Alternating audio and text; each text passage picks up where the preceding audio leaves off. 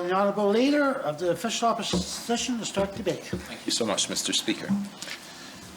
3 years ago today, Josh Underhay and his young son Oliver died in a tragic canoe accident just 3 days before the general election in which Josh was the Green Party candidate in District 9. For many of us, Josh is on our minds and in our hearts frequently. He was a singular, bright and radiant light who is absolutely impossible to forget. Josh was passionate about many, many things, among them cycling. He was a tireless advocate for safer and more accessible cycling infrastructure on Prince Edward Island, and his wife Carrie and brother Mitch established bike-friendly Charlottetown, which is now called Bike-Friendly Communities, to honour Josh and Oliver and to keep Josh's legacy as a vocal advocate for cycling alive here on Prince Edward Island. It's my honour today to bring forward this motion in memory of my friend and to continue to move Prince Edward Island towards a more friendly, safer and welcoming bike culture for both islanders and those who come here to visit. Because when we improve cycling infrastructure on the island, we benefit not only those of us who live here year-round, but we create an environment that will draw people to come here as a cycling destination. I'm a keen cyclist and I put tens of thousands of kilometres on my trusty 30-year-old Mayada Alumacross hybrid bike. It's looking a bit worse for wear, as am I. Last summer, my wife Anne and I spent 2 days riding from Tignish to Emerald, which is almost exactly the halfway point of the Confederation Trail, and we hope to complete the trip all the way to Elmira. Speaker, I might drop in for a cup of tea when we get there. Please do. The next time that life allows us enough clear time to do that. And the Confederation Trail, of course, is the envy of so many other places, as it provides that central spine that runs from tip to tip across our island, occasionally striking off on its 7 branch lines. And it's an absolute joy to ride. It's well maintained, it's safe, it's peaceful, it's beautiful, and for somebody who's aging and not quite as fit as they used to be, it's delightfully flat. So 3 cheers for the Confederation Trail here on Prince Edward Island. And kudos to those who recognize this as a really precious asset to be maintained. The only problem with the trail, however, is that it sits in relative isolation, largely disconnected from a comprehensive bike path system that would take people who are traveling on it, islanders and visitors alike, safely and efficiently from the trail to the hundreds and thousands of restaurants and conveniences and sleeping accommodations and attractions that are dotted all across our island. And it's that lack of coherence, that lack of integration that is limiting our province's ability to proudly and confidently market ourselves as a cycling destination. There are, of course, many forms of cycling. There's touring, there's road biking, and there's mountain biking. And to be a bona fide cycling destination, you have to have a number of assets that cater to preferably all 3 of those branches, but at least one of those branches very, very well. We already have several island businesses that are thriving, well, at least they were thriving prior to COVID, on the touring side. And here, it's a combination of traveling on the roads and the Confederation Trail, which creates the perfect product. I also know all kinds of people who ride on our province's roads, exclusively and specifically on our roads, and they log thousands of kilometres every year without incident. And the road cycling community here on Prince Edward Island is large and it's very, very strong. But if we are truly to market Prince Edward Island as a safe place to come and cycle on our road system, I think we have a lot of work left to do before we can confidently and safely say that. It's mountain biking where I believe we have the biggest and the best opportunity to push ahead what this motion calls for, which is namely to promote Prince Edward Island as a cycling destination. We already have some magnificent trails in so many parts of PEI with upwards of 70 kilometres in place, and it's expanding all the time. And the gem in our established trail system is at Brookvale, where we have the best mountain bike trails in the Atlantic region, without doubt, and a mix that makes it hands down the best place to learn mountain biking in this part of the world. And unlike some cycling destinations that cater specifically to those hardcore mountain bikers who want nothing more than vertical, crazy, demanding tracks, many of the tracks here on Prince Edward Island are designed specifically for beginners.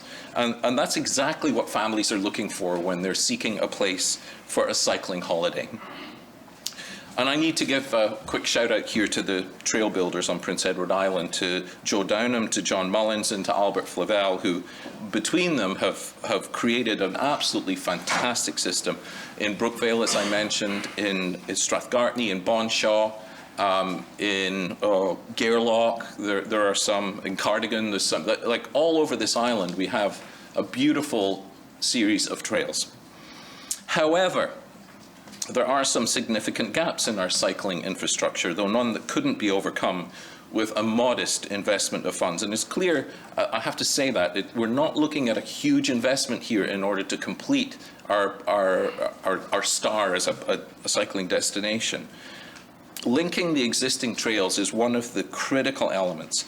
And having spoken to those in the cycling community, particularly the mountain biking community, their number one ask is for a project to be done that will link Brookvale and Strathgartney on the roads in this area. And that, again, is a fairly easy and very inexpensive thing to accomplish. You only need a couple of roads, that very lightly traveled roads, requiring a proper paved shoulder to allow the safe and convenient twinning of those big trail systems across the island. And there are several benefits and things to consider when we're creating this vision of Prince Edward Island as a cycling destination. Of course, future tourism prospects, safety, economic opportunity, health benefits, facilitating expanded active transportation, and becoming a significant contributor to lowering carbon emissions. It's critical to point out that with each investment we make to enhance our province as a tempting destination for those who are looking for clean and safe and attractive places to visit, we also create a place for those of us who are lucky enough to call Prince Edward Island home, and that will benefit our whole population and our wider community. Increasingly, the traveling public is looking for interesting, unique, safe, and clean, healthy destinations in which to enjoy their vacations.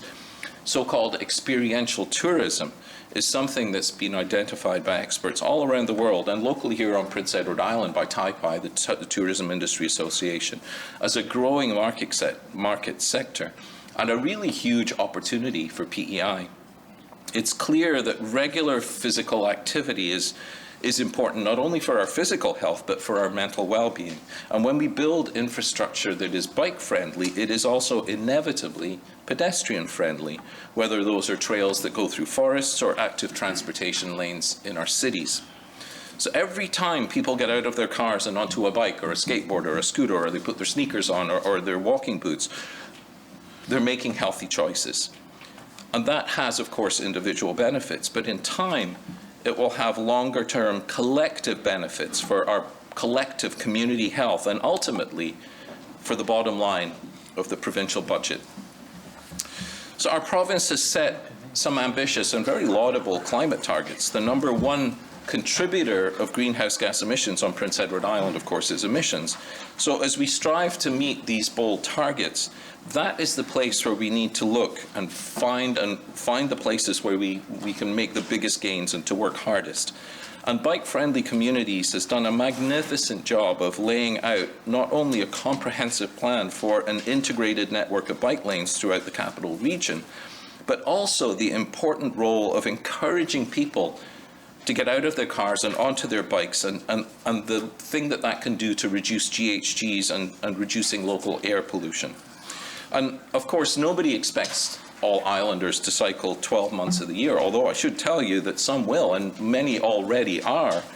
But making it attractive and safe for those more reluctant cyclists to utilize such a network, whether it's to get to work or to get to school or to go shopping or to visit a friend or just simply get out on your bike. That's the sort of thing that we need to do, and it will create opportunities for us to become a cycling culture like so many other places already are, such as Denmark and Holland, where For many of the residents of those areas, their bike is their primary means of transportation. Now, of course, I recognize that those sorts of cultural shifts are going to take time and that we're a long way away from becoming the next Holland or the next Denmark. But the best time to start putting the building blocks in place to create that cleaner, safer, more progressive and healthier transportation system is right now. And we're already making big strides in the right direction when it comes to sustainable transportation on Prince Edward Island.